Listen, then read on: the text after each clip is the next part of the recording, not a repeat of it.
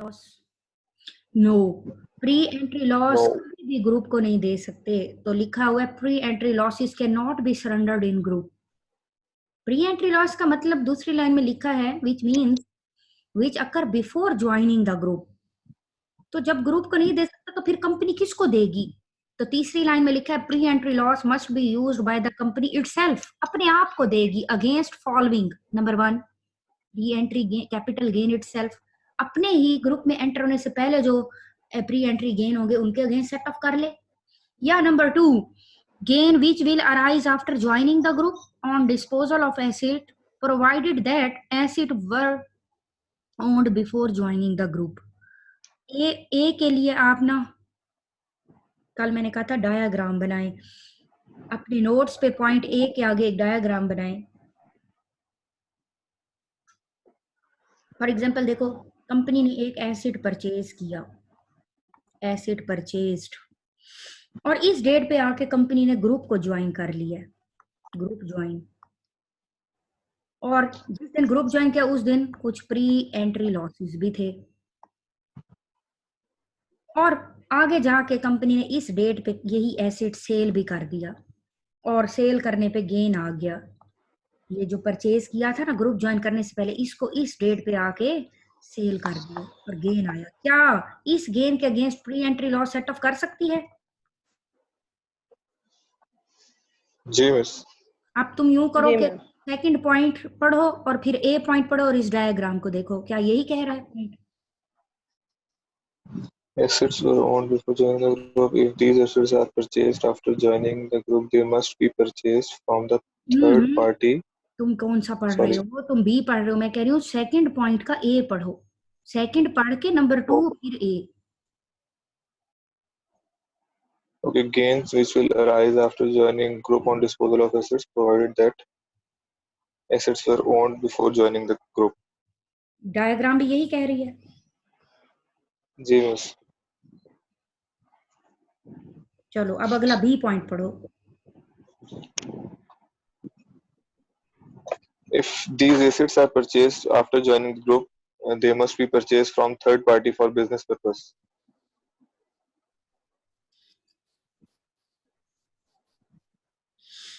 चलो जी, बी के आगे एक डायग्राम बनाए। अब तुमने क्या किया, कंपनी ने, तुम कौन हो, तुम कंपनी बन के सोचो, कंपनी ने इस डेट को ग्रुप को ज्वाइन किया, और कुछ जैसे ज्वाइन किया कुछ प्री एंट्री लॉसेस पड़े हुए थे। अब आगे जाके कंपनी ने एक एसेट बाय किया किसी थर्ड पार्टी से, ग्रुप से नहीं, थर्ड पार्टी से, बिजनेस पर्पस के लिए, और बाद में आगे जाके इस डेट पे सेल भी कर दिया वही एसेट, और सेल करने पे एक गेन आया। क्या प्री एंट्री लॉस इस गेन के अगेंस्ट सेट ऑफ कर सकते हैं?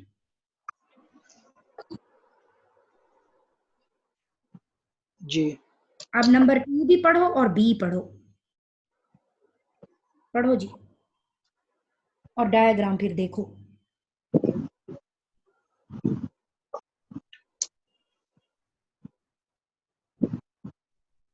कौन पढ़ रहा है, रीड करें। If these assets are purchased after joining group, they must be purchased from third party for business purpose. हाँ, सेकंड नंबर 2 था gain which will arise after joining group on disposal of asset, but number B point, if these asset were purchased after joining the group they must be purchase from third party for business purpose. तो ये diagram भी यही नहीं कह रही कि group join करने के बाद एक एसिड खरीदा था किसी थर्ड पार्टी से और बाद में उसे सेल कर दिया, तो उस गेन के against pre entry loss set of कर सकते हैं। तो डायग्राम से आपको ज्यादा समझ आ जाएगी, आप डायग्राम जहन में रखें और पेपर में एलेबोरेट करके लिख देना, ठीक हो गया? Okay. चलो भाई, ये तो था प्री एंट्री लॉस। तो प्री एंट्री लॉस का क्या मतलब है, ग्रुप को नहीं दे सकते तो अपने आप के प्री एंट्री गेन को दे दो। या ये दो डायग्राम्स के एक एसिड ग्रुप ज्वाइन कर, पहली डायग्राम करिए, एसिड पहले खरीदा फिर ग्रुप को ज्वाइन किया और बाद में ग्रुप ज्वाइन करने के बाद वही एसिड सेल किया, तो उसके गेन को दे सकते हैं प्री एंट्री लॉस। और दूसरी डायग्राम कह रही है कि ग्रुप पहले ही ज्वाइन कर लिया, बाद में एक एसिड खरीद के थर्ड पार्टी से और बाद में उसे बेच भी दिया, तो उसके गेन के अगेंस्ट सेट ऑफ कर सकते हैं। ठीक हो गया? जी मिस।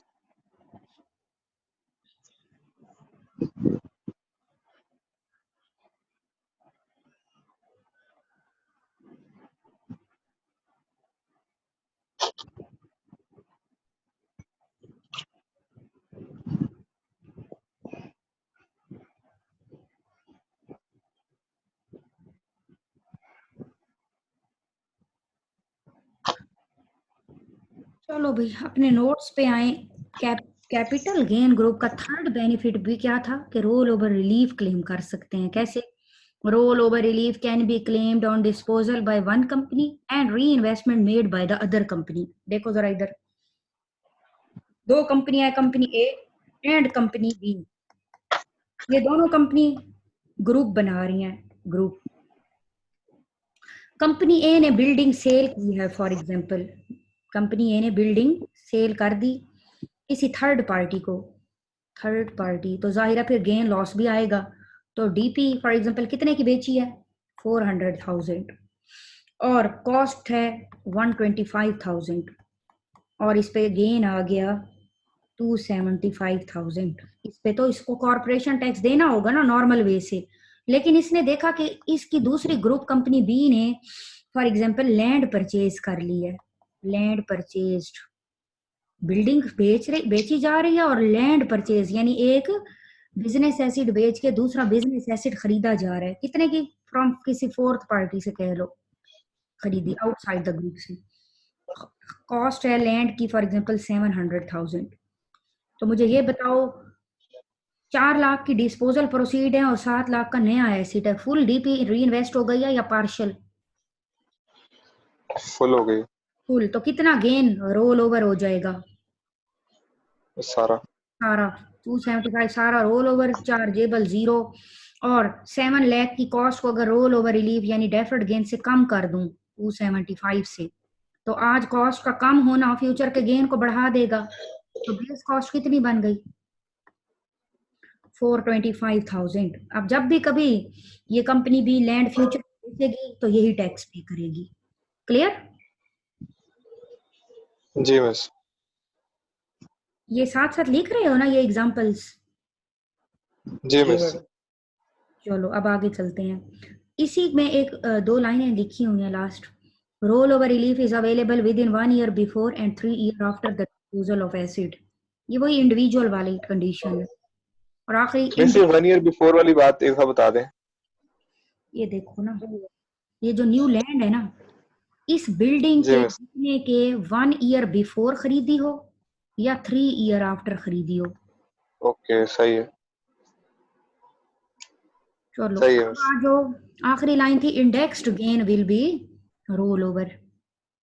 वो तो कल बताया नहीं था जब सीजीटी पढ़ा था, वो क्वेश्चन भी किया था हमने स्टेला वाला, है ना? उसमें भी हम इंडेक्स्ड गेन रोल ओवर कर रहे थे। अच्छा, अगर इस सवाल में प्लांट खरीदती बी कंपनी फिर कौन सा रिलीफ मिलता? Hold over. Hold over. चलो जी ये ग्रुप भी खत्म। अगले ग्रुप का नाम है 75% ग्रुप। पहली line, for 75% group direct and indirect holding must be 75। Group का नाम जो 75 है, हर लेवल पे कितनी होल्डिंग होनी चाहिए कंपनीज में? 75। उसमें तो था ना डायरेक्ट 75 और इफेक्टिव 50। यहाँ पे हर लेवल पे ही 75 मस्ट है। दूसरा point, a company can be in one group at a time which will be preferable of its ultimate parent. ये भी कल बताया था कि हर ग्रुप मेरे लिए वैलिड नहीं है। हमारा वैलिड ग्रुप कौन सा है? जो पेरेंट कंपनी के साथ ग्रुप में आ रही है वही ग्रुप हमारा है। Third point, a company can be in capital gain group and 75% group both at a same time. क्या मतलब? मैं कहती हूँ दोनों ग्रुप्स में हो सकते हैं। हाँ, कंपनी ए की 100% ऑनरशिप है कंपनी बी में, तो दोनों ग्रुप की डेफिनेशन पूरी हो गई ना। डायरेक्ट होल्डिंग 75 से ज्यादा। तो ये दोनों कंपनियां कौन कौन सा ग्रुप बना रही हैं? 75% ग्रुप भी और कैपिटल गेन ग्रुप भी। तो दोनों को कैपिटल गेन ग्रुप के एडवांटेजेस भी मिलेंगे और 75 के भी। Fourth point, overseas company is part of group but it can not receive UK losses. कल हमने पढ़ा था जो कंपनीज कैपिटल गेन ग्रुप में अगर कोई कंपनी बाहर की हो, क्या उससे ओवरसीज कंपनी को कोई प्रिविलेज मिलता है ग्रुप में होने का? नो। नो। इसी तरह 75% ग्रुप में भी अगर कोई कंपनी ओवरसीज है तो वो यूके का लॉस ले नहीं सकती। However, it can send overseas losses to UK. हाँ, वो बाहर से अपना लॉस यूके को कंपनी को दे सकती है, लेकिन शर्त है if it is in European state association, यानी यूरोप में हो, and its losses have no use in overseas. देखो जरा कि भाई दो कंपनीज हैं, फॉर एग्जांपल कंपनी ए और कंपनी बी। कंपनी ए यूके में है, कंपनी बी बाहर के मुल्क में है, ओवरसीज में। कंपनी बी जो बाहर के मुल्क में है, क्या वो यूके का लॉस ले सकती है? लॉस? No miss. नो। लेकिन बाहर से यूके को लॉस भेज सकती है, लेकिन शर्त ये है कि वो यूरोप में हो, और दूसरा उसकी अपने मुल्क में नो यूज ऑफ लॉस, के मतलब अपने आप को सेटअप करने के बाद अगर कोई अनयूज लॉस बच गया तो वो दे सकती है, भेज सकती है यूके कंपनी को। क्लियर? ओके। ये सेम इसी तरह से ही उसमें था मैम, कैपिटल वाले में। कैपिटल वाले में क्या मतलब है? सॉरी, ये कैपिटल ग्रुप अपना। ये तो और ग्रुप है, हेलो ये अपनी बातें हैं हेलो इसकी। मैम, मैं ये कह रहा हूँ कैपिटल ग्रुप जो था, कैपिटल गेन ग्रुप, उसमें भी हेलो। नहीं भाई, मिक्स ना करें दोनों ग्रुप्स को। मैंने ये नहीं वाली नहीं, बात मैं कहाँ बताई है आपको? मुझे ये बताएं। हाँ तो मैंने वही मुझे मैं पूछ रहा हूँ, सारे उसमें मुझे भी हमने जवाब ये दो, पढ़ा था क्या कि मैंने ये बेनिफिट्स। कंडीशन वहां पढ़ाई थी?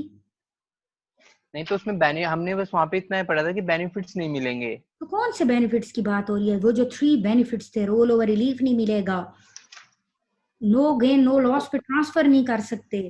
समझ आई? ओके। मिक्स ना करो किसी भी चीज को किसी और चीज के साथ। चलो जी नेक्स्ट। ओके। अगली लाइन में लिखा है capital gain group deals with CGT issues. वो जो पिछला ग्रुप था वो तो था ही capital gain group, CGT issues को डील करता है, जबकि वेयर है 75% ग्रुप डील्स विद 5 थिंग्स।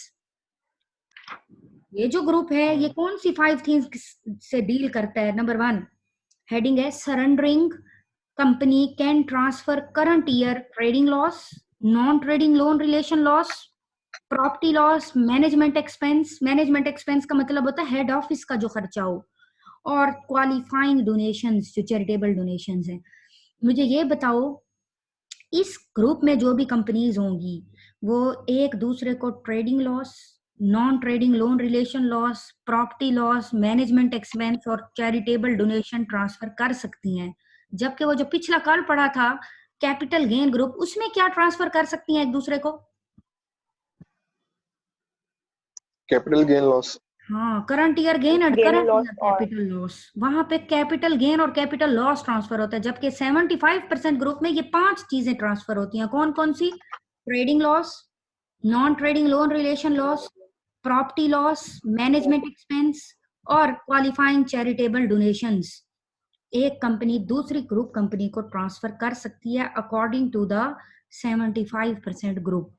अब ट्रेडिंग लॉस और non trading loan relation loss के आगे मैंने क्या लिखा है एरो डाल के? पढ़ो जरा शाहरुख। Just एक मिनट।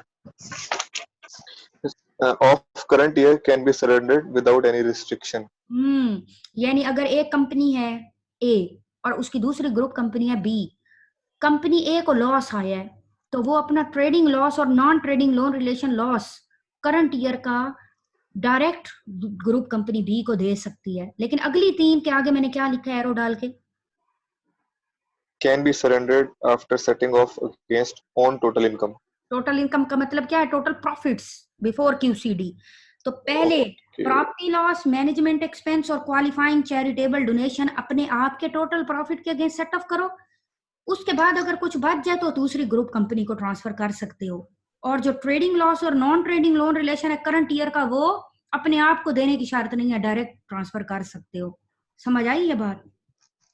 जी मिस। अच्छा, आगे हेडिंग है सरेंडरिंग कंपनी। सरेंडरिंग का मतलब है जो लॉस दे रही है। Can transfer carry forward losses. ऊपर तो था ना करंट ईयर लॉसेस, ये 5 ट्रांसफर कर सकते हो। अब है कि कैरी फॉरवर्ड लॉस भी ट्रांसफर कर सकते हो। ब्रैकेट में क्या लिखा है?